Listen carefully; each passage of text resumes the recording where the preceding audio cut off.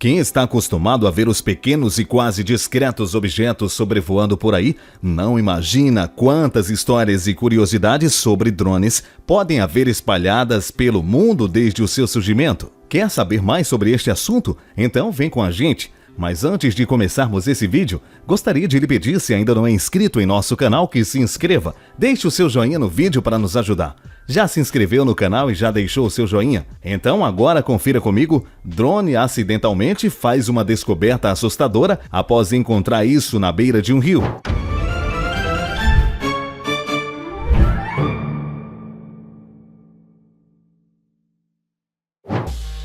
Boca do Inferno.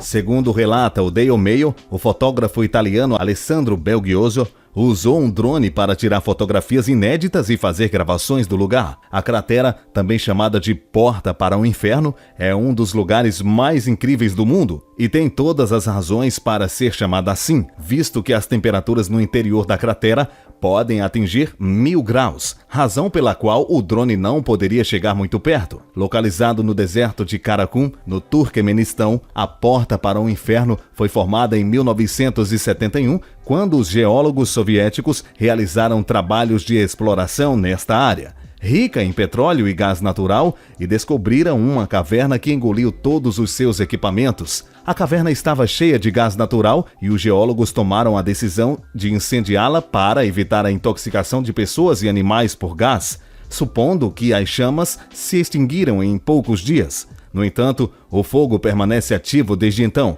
ou seja, há mais de 40 anos. Em todas estas décadas, a Porta para o Inferno atrai turistas de todo o mundo. Avião da Segunda Guerra Mundial.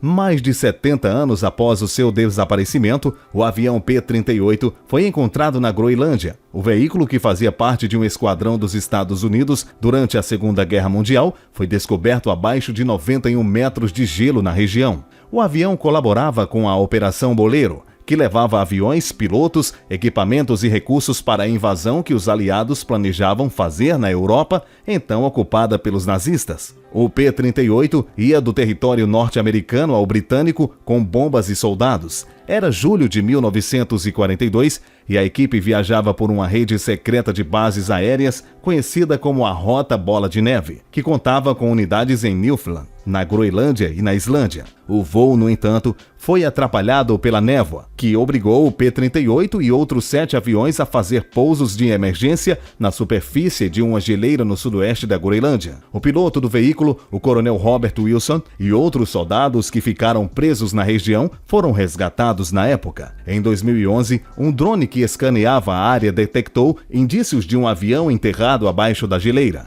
Mas só em julho do ano passado, a nave foi identificada de fato a 91 metros de profundidade do gelo. Em entrevista ao site Live Science, o líder da expedição, o empresário norte-americano Jim Salazar, explicou que sua equipe utilizou uma sonda termal para derreter o gelo. O processo não foi tão fácil. O grupo ficou preso por 3 dias em suas tendas por conta das tempestades geladas da região. Por fim, quando recuperaram a sonda, o aparelho estava cheio de óleo hidráulico da aeronave. Eles tinham encontrado o P-38. O desafio agora é retirar o avião de lá e restaurá-lo, o que pode ser difícil, já que existem cerca de 10 veículos do tipo em museus ao redor do mundo, mas poucos ainda funcionam. Além disso, a expedição pode sair cara. Só o processo de busca do P-38 saiu por cerca de $400 mil custeados pelo próprio Salazar. Segundo ele, sua missão é patriótica. Novas linhas da Nazca. As linhas de Nazca são, como você deve saber, antigos geóglifos que ocupam uma área de mais ou menos 520 km² no Peru. Elas só foram descobertas na década de 30, quando um avião sobrevoou a região e as linhas entre elas, mais de 1000 retas e cerca de 800 figuras de animais, como um macaco, uma aranha e um beija-flor, foram avistadas. De acordo com as estimativas, os geóglifos foram criados entre os anos de 400 e 650 d.C., e até hoje os estudiosos tentam entender qual propósito eles serviam. Pois não é que depois de tantas décadas novas linhas foram encontradas? De acordo com Michael Gresco, da National Geographic, mais de 50 geóglifos dos quais não se tinham conhecimento foram identificados por arqueólogos peruanos graças à ajuda de drones. Segundo Michael, as linhas se encontram na província de Palpa, que fica adjacente a Nazca. São bem fininhas e passam praticamente despercebidas. O time de cientistas também aproveitou para fazer um mapeamento dos geóglifos conhecidos e conseguiram obter detalhes jamais vistos nas ilhas. Mas, voltando às que foram descobertas agora, os arqueólogos suspeitam que elas podem ter sido produzidas pelas culturas Topará e Paracás, que ocuparam a região entre os anos de 500 a.C. e 200 d.C., ou seja, antes da cultura Nazca se estabelecer na área. Conforme explicaram os arqueólogos, a maioria das novas linhas retrata figuras humanas, sendo quase todas representações de guerreiros, o que as torna diferente das linhas de Nazca, que são, em grande parte, figuras geométricas como polígonos e retas. Elas foram criadas nas laterais de morros e, portanto, podiam ser vistas à distância, e não necessariamente de cima, como acontece com as de Nazca. Ademais, por muito tempo, as pessoas que habitavam a região sabiam da existência desses geóglifos, mas eles foram se apagando até se tornarem praticamente invisíveis. O legal é que se a cultura Nazca, que é mais jovem do que as culturas Topará e Paracas, é considerada misteriosa, imagine as outras duas. Sendo assim, a identificação das linhas não só demonstra que os povos que viviam na área começaram a produzir geóglifos séculos antes do que os habitantes posteriores, como ajudam os arqueólogos a preencher algumas lacunas sobre os antigos ocupantes da região. Balestrino, Itália. A Itália abriga paisagens magníficas, com muitas cidades históricas, mas essa vila é bem diferente. Balestrino é uma cidade fantasma medieval que também é conhecida por ser assombrada. Com direito a um grande castelo no topo de uma colina e todo um vilarejo ao seu redor, ela está localizada a cerca de 85 quilômetros da cidade de Gênova, capital da região de Ligúria, na Itália. O antigo vilarejo está envolto em mistérios, e muitos detalhes de sua história permanecem desconhecidos, e só esse detalhe já é muito estranho, já que a Itália é famosa por suas inúmeras cidades antigas que preservam sua história em impressionantes detalhes. Do pouco que restou sobre a história de Balestrino, sabe-se que ela data do século XI, entre os anos de 1000 e 1099, tendo sofrido um grande terremoto de 6,7 graus na escala Richter em 1987, que destruiu boa parte da cidade. Depois disso, poucos moradores restaram, mas o vilarejo só foi abandonado de vez por volta de 1950. Hoje em dia, Balestrino é a mais famosa cidade medieval fantasma da Itália, e as histórias de assombrações já fazem parte do seu folclore.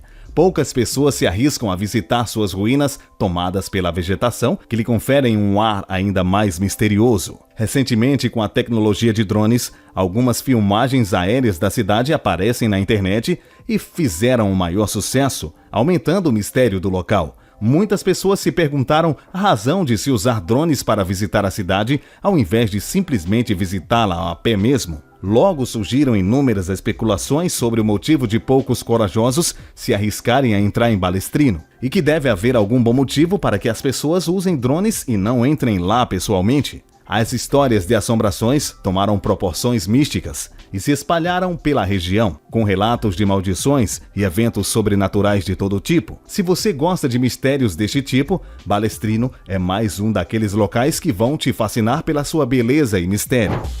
Luta animal. Em 2016, um cinegrafista conseguiu captar imagens impressionantes de um grupo de orcas no Oceano Pacífico, na costa leste dos Estados Unidos. Por meio de um drone, Slayer Moore registrou o momento em que uma delas se alimenta de um tubarão. A orca dá o bote e, em questão de instantes, devora o peixe. Moore faz parte de uma equipe de uma empresa na Califórnia que monitora os animais e realiza passeios marinhos para mostrá-lo em seu habitat natural. A orca também é conhecida como baleia assassina, mas faz, na realidade, parte da família dos golfinhos, e não das baleias, apesar de todas essas espécies pertencerem à mesma subordem, a dos cetáceos. Quando adulta, mede cerca de 8 metros de comprimento e pesa em torno de 6 toneladas. Cabos arrebentando. Em 2020, a Fundação Nacional de Ciência dos Estados Unidos divulgou imagens chocantes do colapso do Observatório de Arecibo, em Porto Rico. O vídeo, capturado em 1º de dezembro, mostra o momento em que os cabos de suporte arrebentaram, fazendo com que a enorme estrutura de 900 toneladas, suspensa acima de Arecibo, caísse sobre o icônico prato de 1.000 metros de largura do observatório. Os vídeos do desabamento foram capturados por uma câmera localizada no Centro de Controle de Operações de Arecibo, bem como por um drone localizado acima da plataforma no momento do desabamento. O operador do drone foi capaz de ajustar a câmera do drone assim que a plataforma começou a cair e capturar o momento do impacto. Mas e aí? Curtiram o vídeo? Se você gostou desse vídeo, se inscreva em nosso canal, deixe o seu joinha e compartilha pra geral. Vale lembrar também para você não esquecer de ativar o sininho de notificação para ficar por dentro de tudo que rola por aqui. E que tal a gente fazer uma maratona? Na tela você pode conferir vários vídeos que a gente recomenda você assistir. Eu estou te esperando em cada um deles. Valeu e até a próxima!